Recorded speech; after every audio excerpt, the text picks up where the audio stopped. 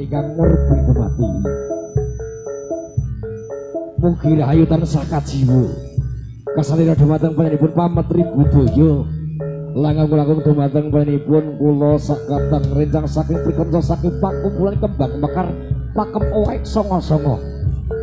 Diperkarengges wonten ing dalu punika kula sakwarga rencang saking pakem owek wonten ing kalanggahan menika hanetepi dawuh saking panitia penyelenggara inggih menika saking keluarga besar dari saking Persatuan Jaran Kepang Solo 3 PJKS wonten ing dalu punika ibu boleh kula sakadeng rencang saking pakumpulan kembang mekar inggih menika ngaturaken sajian tarian-tarian imbak bilih gadah kelebatan gadah kekirangan nyun agung